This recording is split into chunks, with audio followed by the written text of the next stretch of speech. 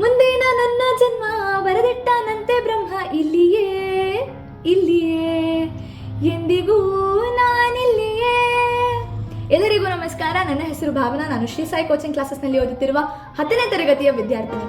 ಇವತ್ತು ಕರ್ನಾಟಕದಲ್ಲಿರೋ ಪ್ರತಿಯೊಬ್ಬ ಕನ್ನಡಿಗನಿಗೂ ಒಂದು ದೊಡ್ಡ ಹಬ್ಬ ಅಂತಾನೆ ಹೇಳಕ್ ಇಷ್ಟಪಡ್ತೀನಿ. ಯಾಕಂದ್ರೆ ಇವತ್ತು ಕನ್ನಡದ ಕಂದ, ಕರ್ನಾಟಕ ರತ್ನ, ಕನ್ನಡದ ಕಣ್ಮಣಿ, ನಟ ಸಾರ್ವಭೌಮ, ವರನಟ, ಧ್ರುವತಾರೆ, ಒಂದ ಎರಡ ಎಷ್ಟು ಹೆಸರುಗಳು ಯಾರಿಗೆ? ಡಾಕ್ಟರ್ ರಾಜ್ಕುಮಾರ್. ಹೌದು, ಇವತ್ತು ಡಾಕ್ಟರ್ ರಾಜ್ಕುಮಾರ್ ರವರ ಹುಟ್ಟುಹಬ್ಬ. Doctor Rajkumar 1929 April 24 ಗಾಜನೂರಿನಲ್ಲಿ ಜನಿಸಿರುತ್ತಾರೆ. ರಂಗಭೂಮಿಯ ಈ ಪ್ರತಿಭೆ ಸಿಂಗಗಲ್ಲೂರು ಪುಟ್ಟಸ್ವಾಮಯ್ಯ ಮತ್ತು ಲಕ್ಷ್ಮಮ್ಮನವರ ಹಿರಿಯ ಮಗ. ಡಾಕ್ಟರ್ ರಾಜ್ ರವರ ಹುಟ್ಟು ಹೆಸರು ಮುತ್ತುರಾಜ್. ಡಾಕ್ಟರ್ ರಾಜ್ ರವರಿಗೆ ಬಾಲ್ಯದಿಂದಲೂ ನಟನೆಯ ಮೇಲೆ ತುಂಬಾ ಆಸಕ್ತಿ ಇರುತ್ತದೆ.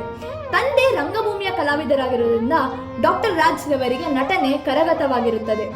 ಮೊದಲು ರಂಗಭೂಮಿಯಲ್ಲಿ ನಟಿಸುತ್ತಿದ್ದ ಈ ಪ್ರತಿಭೆ ಆನಂತರ ಸಿನಿಲೋಕಕ್ಕೆ ಪ್ರವೇಶ ನೀಡಿರುತ್ತದೆ. ಆನಂತರ ಹಲವಾರು ಚಿತ್ರಗಳಲ್ಲಿ ಪಾತ್ರ ವಹಿಸಿರುತ್ತಾರೆ. ಮಯೂರ, ಬಬ್ರುವಾಹನ, ಜೀವನ ಚೈತ್ರ, ಆಕಸ್ಮಿಕ, ಮುಂತಾದ ಹಲವಾರು ಚಿತ್ರಗಳಲ್ಲಿ ಮೇರು ನಟನಾಗಿ ನಟಿಸಿರುತ್ತಾರೆ. ನಟನೆ ಅಷ್ಟೇ ಅಲ್ಲದೆ ಡಾಕ್ಟರ್ ರಾಜ್ ರವರು ಗಾಯನದಲ್ಲೂ ಪ್ರಸಿದ್ಧರಾಗಿರುತ್ತಾರೆ. ಸಂಪತ್ತಿಗೆ ಸವಾಲ್ ಎಂಬ ಚಿತ್ರದ ಯಾರೇ ಕೂಗಾಡಲಿ ಊರೇ ಹೋರಾಡಲಿ ಎಂಬ ಗೀತೆಯಿಂದ ಪ್ರಸಿದ್ಧರಾಗಿರುತ್ತಾರೆ. ನಾದಮಯ ಈ ಲೋಕವೆಲ್ಲ ಎಂದು ಹೇಳುತ್ತಾ ರಾಷ್ಟ್ರ ಪ್ರಶಸ್ತಿಯನ್ನು ಗಳಿಸಿರುತ್ತಾರೆ.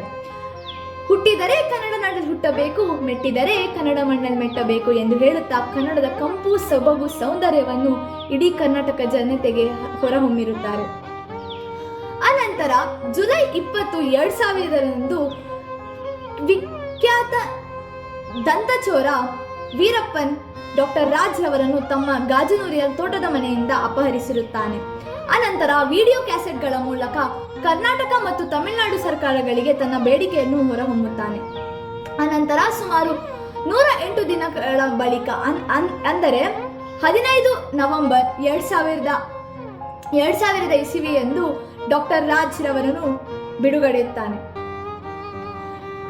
ಅಂತಿಮ ದಿನಗಳಲ್ಲಿ ಡಾಕ್ಟರ್ ರಾಜ್ ರವರಿಗೆ ತೀವ್ರ ಎದೆನೋವು ಮತ್ತು ಮಂಡಿ ನೋವಿನಿಂದ ಬಳಲುತ್ತಿದ್ದರು. ಅನಂತರ ಏಪ್ರಿಲ್ 12, 1906 ನಿಧನರಾಗುತ್ತಾರೆ. ಕನ್ನಡ ಸಿನಿಮಾ ರಂಗಕ್ಕೆ ಒಂದು ದಂತಕಥೆಯಾಗಿದ್ದ ಡಾಕ್ಟರ್ ರಾಜ್ ರವರ ಅಗಲಿಕೆಯ ನಂತರ ಒಂದು ಸುವರ್ಣ ಯುಗದ ಅಂತಿಮವಾದಂತಾಗುತ್ತದೆ. ಕೊನೆಗೆ ಎಲ್ಲಾದರೂ ಇರು, ಎಂತಾದರೂ ಇರು, ಎಂದೆಂದಿಗೂ ನೀ ಕನ್ನಡವಾಗಿರು, ಕನ್ನಡವೇ ಸತ್ಯ, ಕನ್ನಡವೇ ನಿತ್ಯ ಎಂದು ಹೇಳುತ್ತಾ ನನ್ನ ಮಾತನ್ನು ಮುಗಿಸುತ್ತೇನೆ. ಧನ್ಯವಾದ.